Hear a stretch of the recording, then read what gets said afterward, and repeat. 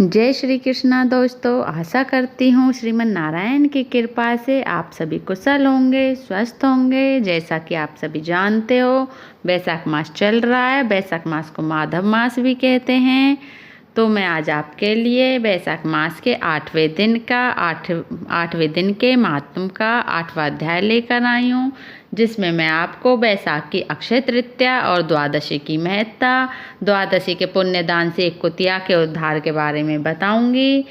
तो आइए चलो सुनते हैं।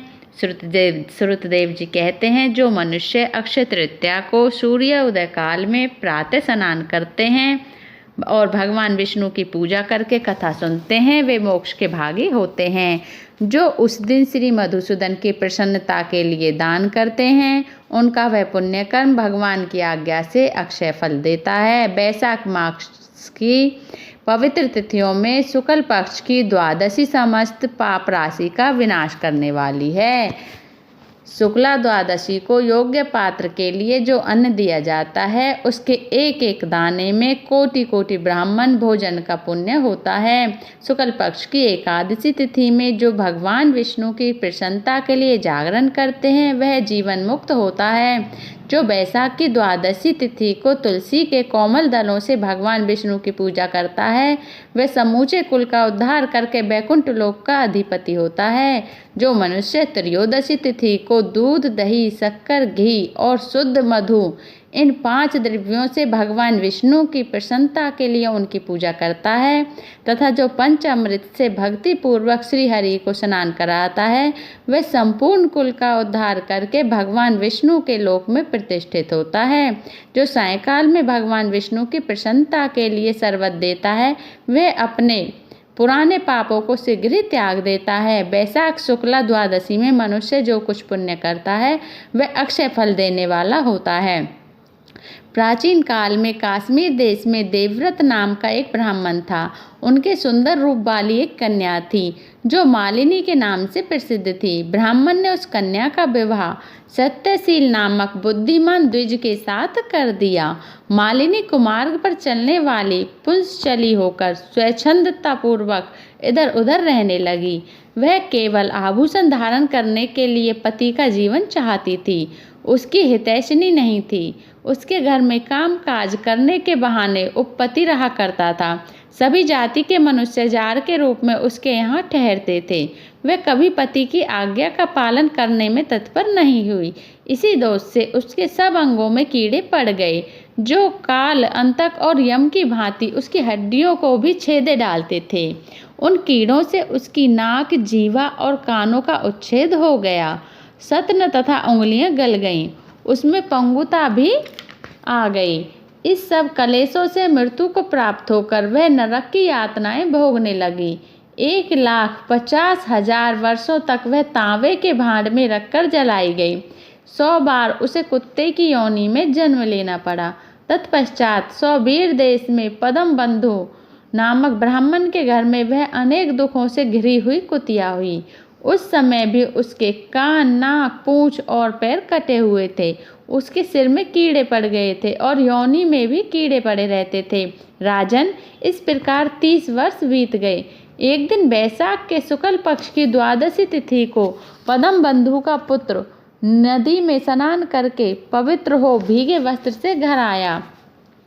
उसने तुलसी की वेदी के पास जाकर अपने पैर धोए। दैव योग से वह कुतिया वेदी के नीचे सोई हुई थी। सूर्य उदय से पहले का समय था।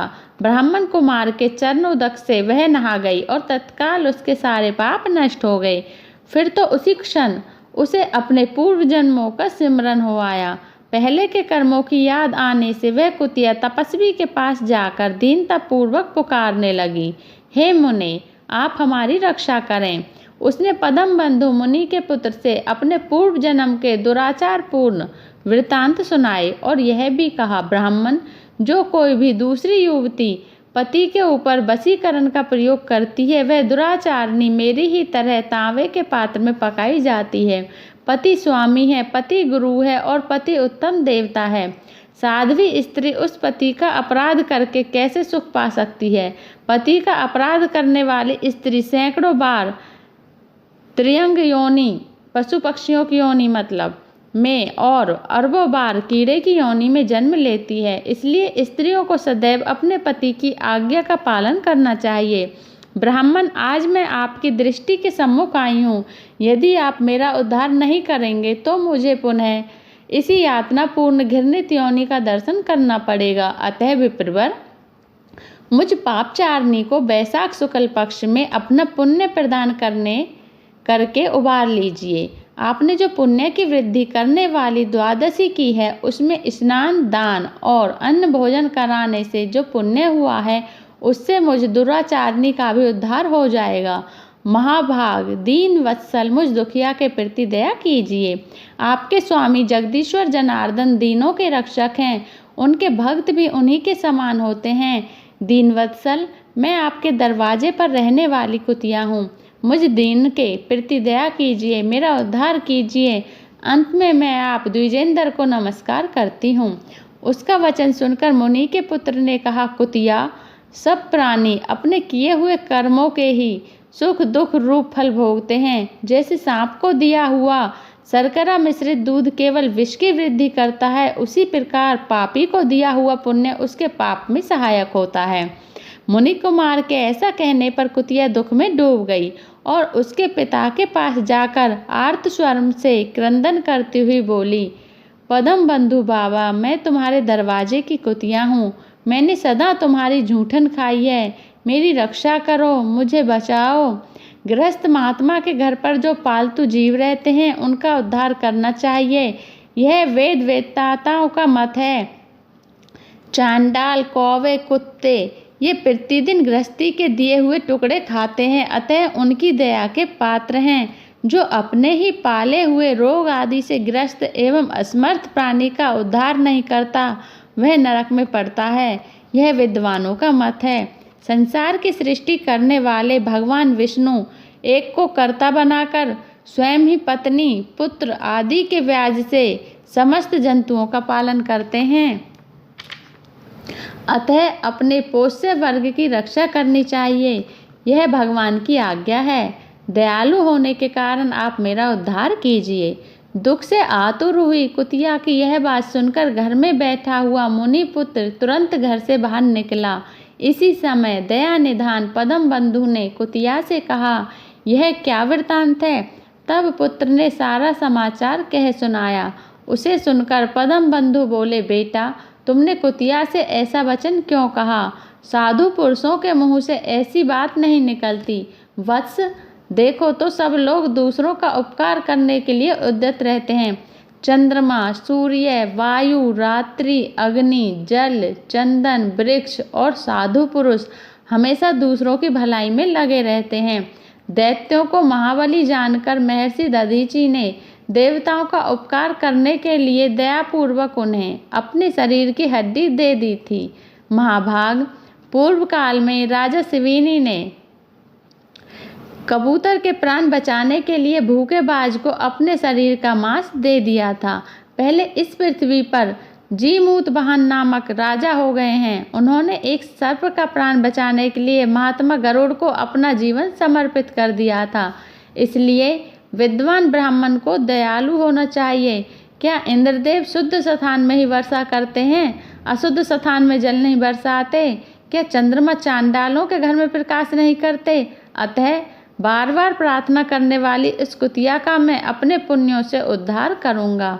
इस प्रकार पुत्र की मान्यता का निराकरण करके परम बुद्धिमान पदम बंधु ने संकल्प किया, कुतिया, ले, मैंने द्वादशी का महापुण्य तुझे दे दिया। ब्राह्मण के इतना कहते ही कुतिया ने सहसा अपने प्राचीन शरीर का त्याग कर दिया और दिव्य देह धारण कर दिव्य वस्त्र आभूषणों से विभूषित हो दसों दिशाओं को प्रकाशित करती हुई ब्राह्मण की आज्ञा ले स्वर्गलोक को चली गई। वहाँ महान सुखों का उपभोग करके इस पृथ्वी पर भगवान नर नारायण के अंश से उर्वशी नाम से प्रकट हुई।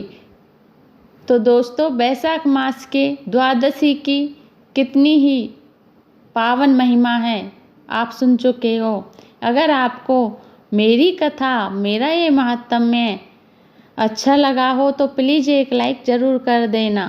बोलिए जय श्री कृष्ण।